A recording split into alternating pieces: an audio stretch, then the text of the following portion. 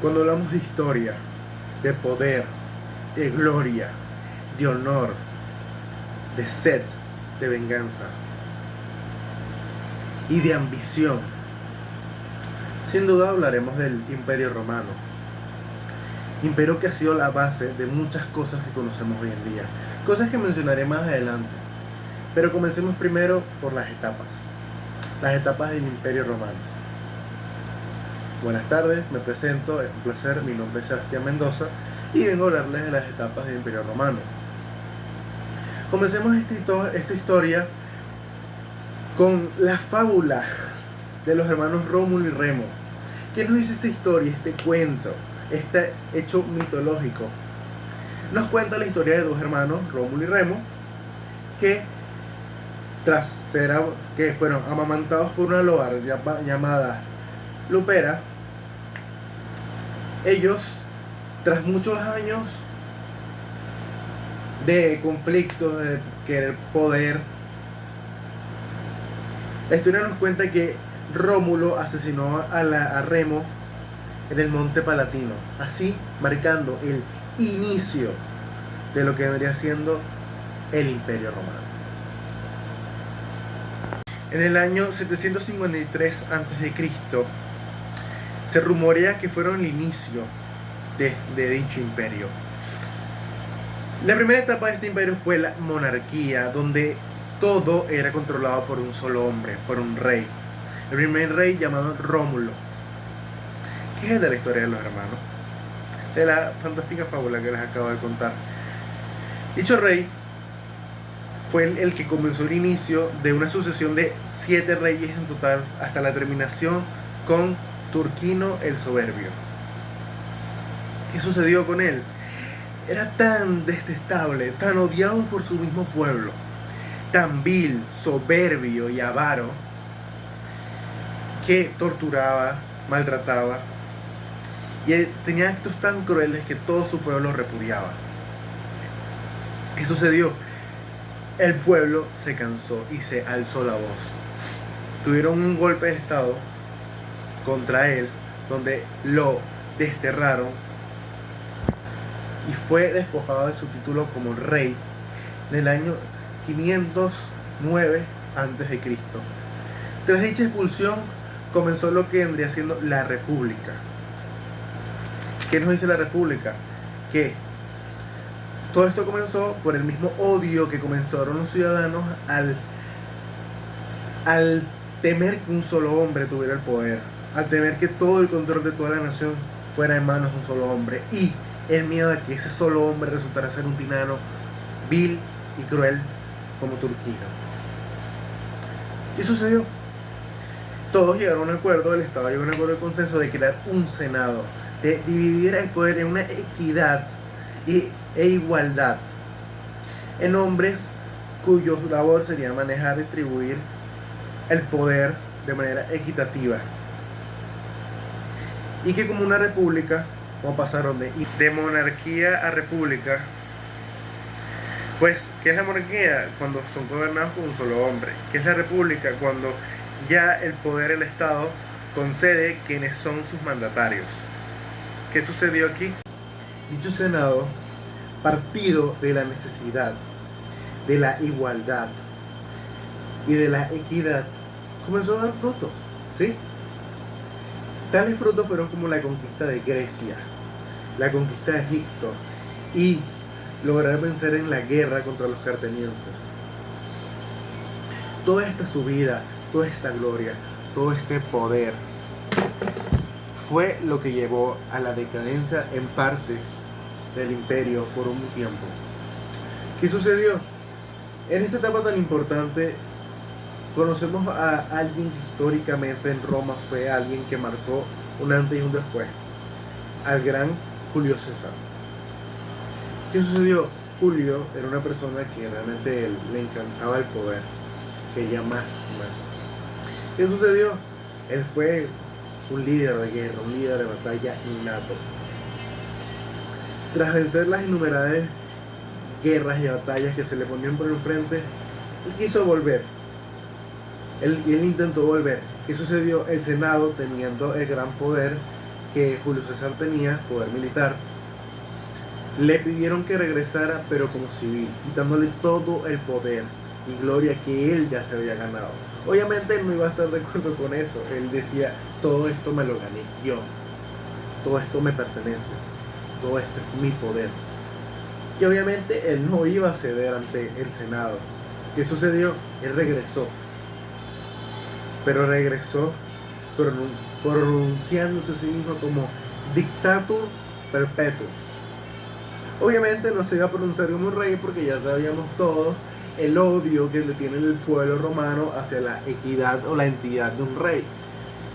Pero realmente seguía siendo lo mismo. Él se volvió en el hombre que gobernó y hizo reformas muy brillantes, tales como el calendario juliano o muchas otras reformas que realmente beneficiaron al pueblo romano.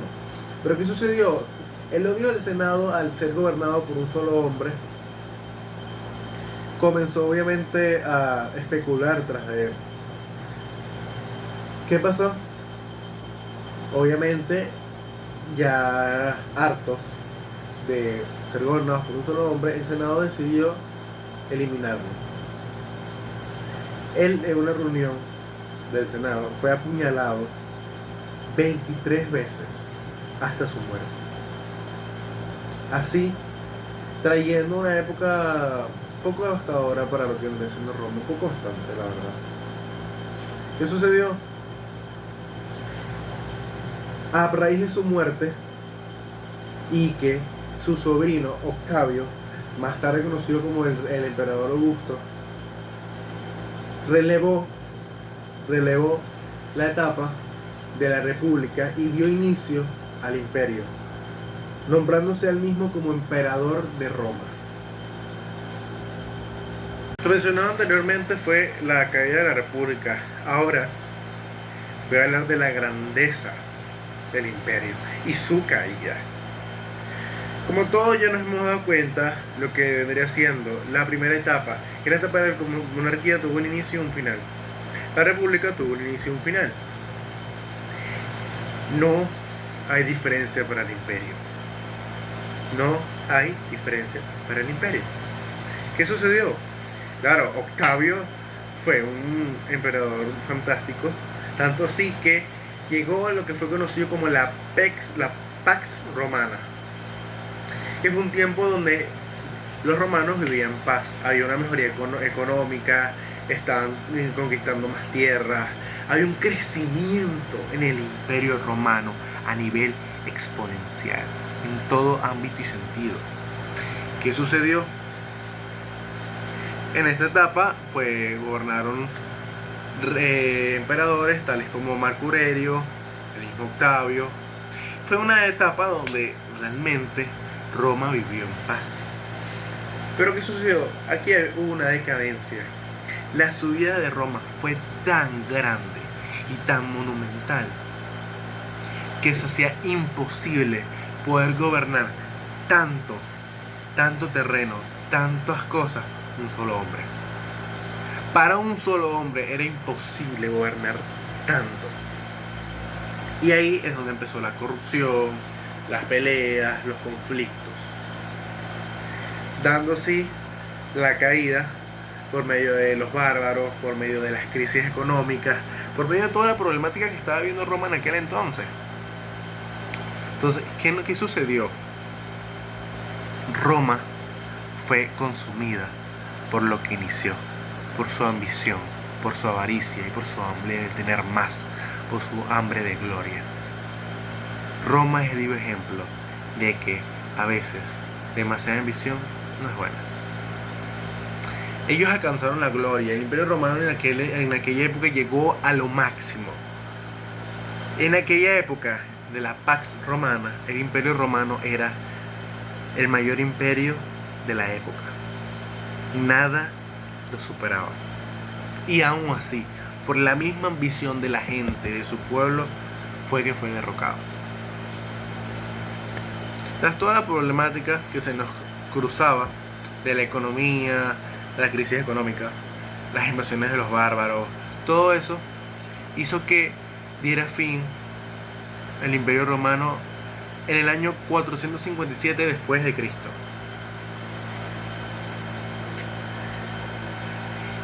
Es triste porque realmente fue un imperio que alcanzó la cima, pero así como subió, cayó. Pero nos dejó históricamente muchas cosas. El Imperio Romano es la base de muchas de las ciencias que vemos hoy en día. Como por ejemplo, el derecho romano es la base de todo el derecho, o de la mayoría del derecho, del área occidental del mundo. El idioma de Roma, el latín, es la base de los 4 idiomas primordiales que vemos hoy en día: portugués, francés, italiano y español. Como podemos observar, no solo en su magnífica ideología, también la gran y hermosa arquitectura que tenía Roma en aquellos tiempos, dejándonos así lo que vendría siendo la majestuosidad del arco, enseñando así muchas cosas también de la arquitectura en el mundo actual. Como podemos ver, Roma tiene un gran impacto en el hoy en día, porque sienta las bases de lo que hoy conocemos, sienta las bases de lo que hoy tenemos. Ese imperio hecho de siglos y siglos de guerras, de civilizaciones, de aprendizaje, de sabiduría y enseñanza, nos deja la base de lo que hoy tenemos hoy en día y lo que hoy en día conocemos. Por eso, el Imperio Romano es tan importante en este momento y en esta hora. Fue un placer haberles hablado de este tema. Realmente, personalmente, me encantó aprender del Imperio Romano, de las etapas y todo lo que representa, todo lo que ha sido vivido en esos años. Así que fue un placer, mucho gusto, espero que les haya servido de gran ayuda. Soy Sebastián Mendoza y esta fue mi presentación sobre el Imperio Romano.